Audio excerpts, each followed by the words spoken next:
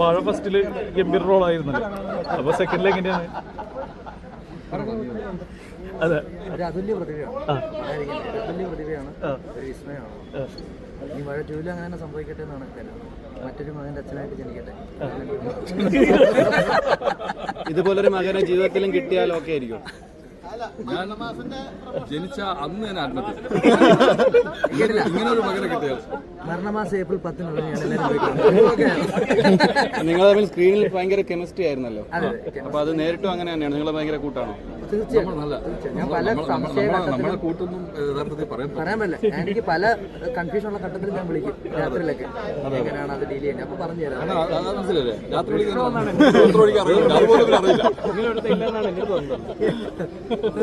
അല്ല, എന്താ പറയാ, അസീസിക്കാൻ വളരെ വ്യത്യസ്തമായൊരു വേഷത്തിലാണ് വാഴ.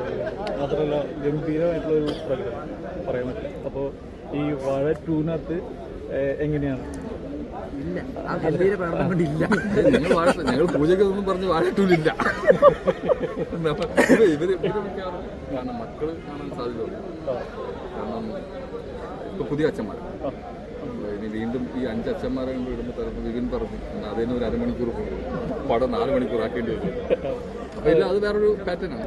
അതെ, ഇപ്പോ അസീസിക്കയുടെ ഒരു ഇവനെ കുറിച്ച് പറയട്ടെ. അപ്പോൾ എന്താ പറയുക, നമ്മൾ കുറേ വർഷങ്ങളായിട്ട് അറിയുന്നത്, ഇപ്പോൾ കോമഡിയിൽ വന്നാലും ഇപ്പോൾ സിനിമയ്ക്ക് വരുമ്പോൾ അദ്ദേഹം ഗംഭീരമായിട്ടുള്ളൊരു പ്രകടനം കാഴ്ചവെച്ചിട്ടുണ്ട്.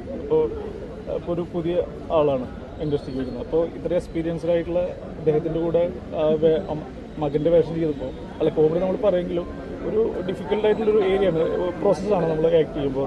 അപ്പോൾ എങ്ങനെയായിരുന്നു വാഴ ഫസ്റ്റിൽ? അസീസിക്കയുടെ ഒക്കെ പണ്ട് സ്കിറ്റ് ടി വി കണ്ടിട്ടുള്ള ആളാണ് ഞാൻ പണ്ട് 10ലും അവിടെ പഠിച്ചുകൊണ്ടിരിക്കുന്നത്. അന്ന് കോമഡി സ്റ്റാഴ്സിനകത്തും അതൊക്കെ കണ്ടിട്ടുള്ളതാണ്. അന്ന് ആ സ്കിറ്റ് ഞങ്ങൾ എഴുതിയിട്ട് സ്കൂളിൽ കളിച്ചിട്ടുണ്ട്.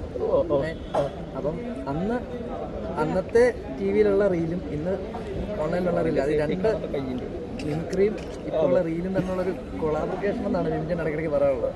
വാഴ ഫസ്റ്റ് അങ്ങനെ ആയിരുന്നു.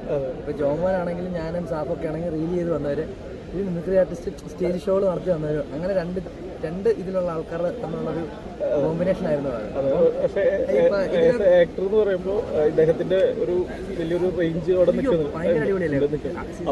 ഓഡിയൻസിനെ ഓക്കെ പറഞ്ഞു എന്താന്ന് വെച്ച് കഴിഞ്ഞാൽ അത്രയും ഓഡിയൻസിൽ അത്രയും വലിയ സ്റ്റേജ് ഷോകൾ നടത്തി ഒട്ടുള്ളൊക്കെ ആൾക്കാരാണ്. നമുക്കെന്ന് വെച്ച് കഴിഞ്ഞാൽ റീൽസ് ഒന്നും ചെറിയൊരു പരിപാടികളിലോട്ടാണല്ലോ നിൽക്കുന്നത്. ഇതിപ്പോൾ പെർഫോമൻസ് ചെയ്യുമ്പോഴാണ് നമുക്ക് പറഞ്ഞു തരും, എടാ ഇങ്ങനെ വരുമ്പോൾ ഇങ്ങനെ ചെയ്ത് കഴിഞ്ഞാൽ നന്നാവും, അങ്ങനെയൊക്കെയുള്ള കുറേ ഉപദേശങ്ങളൊക്കെ തരാറുണ്ട്. ശരിക്കും